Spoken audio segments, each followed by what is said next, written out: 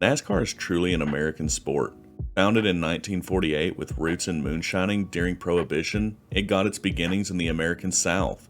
For 75 years, the sport has been dominated by American-born drivers.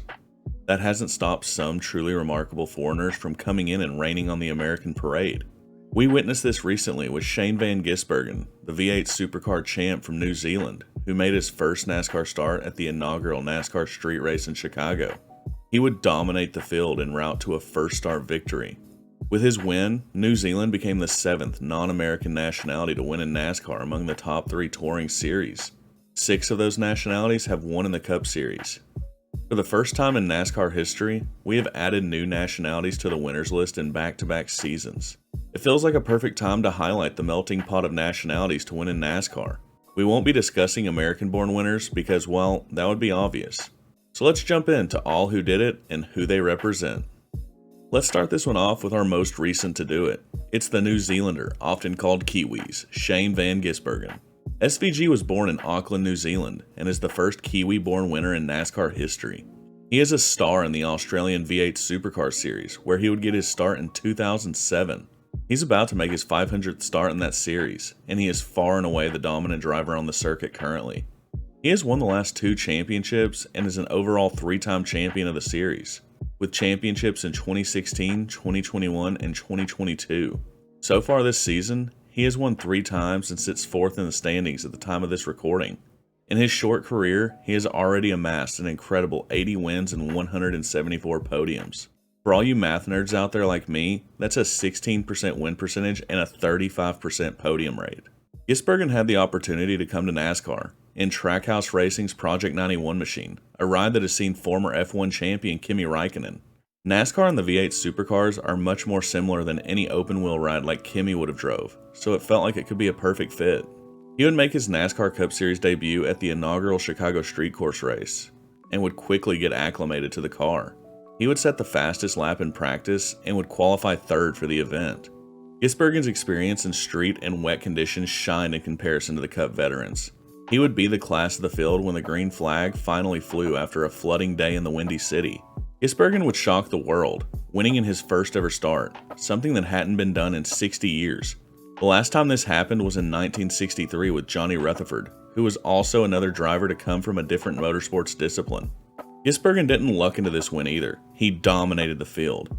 Most every driver in the field would make some sort of mistake, but not Shane. He would run the perfect race.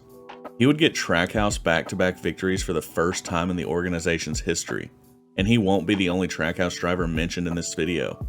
I hope to see SVG back in the sport. Heck, I would love to see him come full-time. Let me know your thoughts below. Remember when I said we've had non-American winners in back-to-back seasons for the first time in the sport's 75-year history? Well, the other Trackhouse driver, Daniel Suarez, would get Mexico its first ever Cup Series win in 2022. Suarez would also become the only foreign-born driver to ever win a Touring Series championship, winning the Xfinity Series title in 2016. Suarez was born in Monterrey, Mexico, and would get his start in the NASCAR Peak Mexico Series. His first Touring Series victory would come in 2016 at the Xfinity Michigan race. He would also get his only Truck Series victory that same season at Phoenix. Daniel is the only non-American driver to win in all 3 of NASCAR's major series as well. He would break through in 2022 to become the first Mexican-born driver to win in a Cup Series race, with his win at Sonoma. Suarez had a rocky start to his Cup Series career, moving around to multiple different teams until finally landing at startup team Trackhouse. He was their original driver, and Justin Marks and Pitbull put faith in him, and it is certainly paying off. Suarez has shown he is more than capable of winning races, and look for him to win more races in the future. And back to another supercar driver, and this time it's the Aussie, Marcus Ambrose.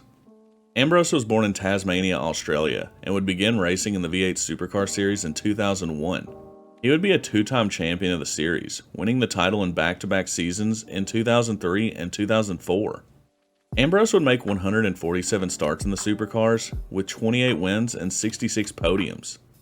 Marcus would then try his hand at a full-time NASCAR career.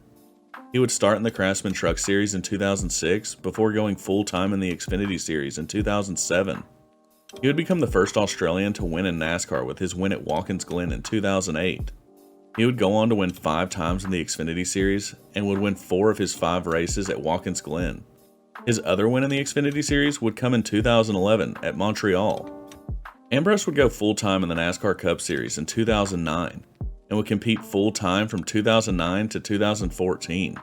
He would become the first Australian to win a Cup race in 2011, where he would win at Watkins Glen. He would win twice in the Cup Series, getting his last Cup Series win the very next season at Watkins Glen as well. It's awesome that we now have two winners who came from the Supercar Series, and Marcus Ambrose would get the job done first. Now we have someone who has won in many different forms of motorsports, the Bogota, Colombia native Juan Pablo Montoya. Montoya has done it all. He's a 7-time winner in Formula 1, including a win at the Monaco GP, a 15-time IndyCar winner with 2 wins in the Indy 500 and a championship in 1999, and of course 3 total NASCAR wins as well. Montoya would get his start in the IndyCar Series, where he would win the championship as a rookie in 1999. He would begin racing Formula 1 in 2001, and would win the Monaco GP in 2003, as well as 6 other victories in the series. His best points finish in Formula 1 would be 3rd, where he would finish there twice.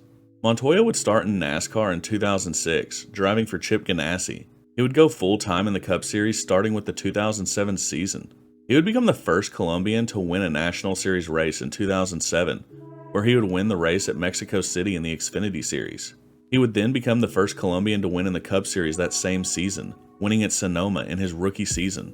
Montoya would also be a 2-time winner in the Cup Series, with the last one of his career coming in 2010 at Watkins Glen.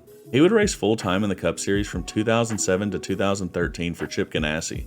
I consider Juan Pablo Montoya one of the best drivers in the world for all of his accomplishments.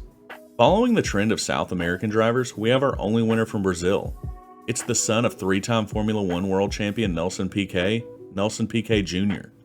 While Piquet Jr. was born in West Germany, he represents Brazil and is currently a citizen of Brazil, as his father was born in Rio de Janeiro. Piquet is a Formula E champion, winning the 2014-2015 season in his rookie year. He would get his NASCAR start in 2010 in the Truck Series. He would become the first Brazilian to win in NASCAR, with his win in 2012 at Michigan in the Truck Series. He would then win the very next weekend in the Xfinity Series at Road America. All 3 of Piquet Jr.'s NASCAR wins would come in 2012, as he would get one final win in the Truck Series at Las Vegas. He comes from a legendary family, and he showcased driving ability in multiple different series worldwide. Now we move to our neighbors to the north, and Canada is the only non-American nationality to have multiple different winners in NASCAR. The first Canadian to win in NASCAR would be the only to ever win in the Cup Series, and we just mentioned him in our NASCAR Number History series. It was Earl Ross, the Prince Edward Island native. Ross would win the 1974 Rookie of the Year award, thanks in large part to his groundbreaking win at Martinsville that season, becoming the first and still to this day only Canadian to win a NASCAR Cup Series race. He would only make 26 total starts in the Cup Series, and from what I gathered, he didn't make any starts in any other major motorsports series either. The next Canadian to win in NASCAR would be Larry Pollard. The British Columbia native would get his only NASCAR win in the Xfinity Series, where he would win in 1987 at Langley Speedway in Virginia. Pollard would make 98 career Xfinity Series starts and 4 total Cup Series starts, and much like Earl, it doesn't appear he would run in any other series either. And then there's Ron Fellows. The Windsor, Ontario native would actually find quite a bit of success in NASCAR. His first win would come in 1997 at Watkins Glen in the Craftsman Truck Series. He would be a 2-time winner in the Truck Series, with his only other win coming in 1999 at Watkins Glen as well. His first Xfinity Series win would come in 1998 at, you guessed it, Watkins Glen. As a matter of fact, 3 of his 4 Xfinity wins would come at Watkins Glen, with the other win coming at Montreal. Fellows was the definition of a road course ringer, running only 25 Xfinity Series races and 15 Truck Series races. Fellows would also make 25 starts in the Cup Series as well, and he would come oh so close to winning. He would finish second twice, both coming at Watkins Glen in 1999 and 2004. His last race would come in 2013 in the Cup Series at, you guessed it again, Watkins Glen. And then moving right along to Raphael Lessard. The Quebec native would get a wild win in 2020 at Talladega in the Truck Series. This win would be the only for Lessard, who has only made 35 Truck Series starts but hasn't been on the track since 2021 at Kansas. And the most recent Canadian to win in NASCAR is a current driver, the Ontario-born Stuart Friesen. Friesen would begin running in the Truck Series in 2016. He would find victory lane for the first time in 2019 at Eldora. Stuart is a 3-time winner in the Truck Series, with his most recent win coming in 2022 at Texas. With him being a current full-time driver and being fairly competitive, he could challenge fellows for winningest Canadian of all time. And we're saving the best for last. One could definitely argue that this driver is the greatest driver to ever do it. Of course, we're talking about Mario Andretti, the Formula One world champion, the IndyCar champ, an Indy 500 winner, and of course a Daytona 500 winner. Andretti's nationality is a bit of a complicated matter. He was born in the Kingdom of Italy, which is now modern-day Croatia. He also became a United States citizen, and that's where he currently claims citizenship. He claimed Italian citizenship in 1967 when he would win the Daytona 500, so that's what we're going to do for this one. His win at the Daytona 500 completed one of the greatest trifectas in motorsports, winning in Formula One, IndyCar, and NASCAR. Only 3 drivers in history have ever accomplished this, with the other 2 being Dan Gurney and Juan Pablo Montoya. When talking greatest driver of all time, Mario Andretti gets my vote. I want to hear from you, the viewer, though. Who do you think is the greatest driver of all time? And that'll do it for all the winning non-American nationalities in NASCAR history. I want to thank Caseyberg for this idea. It was honestly really awesome to dive into this history, and what better timing than after we could add a new country to the list. This was a really fun one, and I hope y'all had as much fun as I did. We will be back on Friday as usual for our number history series, as we dive into every number in the 60s. If you haven't seen that series, the playlist will be linked below. 70% of my viewers aren't subscribed, but they are returning viewers. If you haven't hit that subscribe button yet, what are you waiting for? Be sure to check out the community tab of the channel as well. We do cool little giveaways like autographed merch and other goodies. We also share updates and do different polls over there, so you don't want to miss it. We also have a Discord. Be sure to check out the About section of the channel if you want to join us over there as well.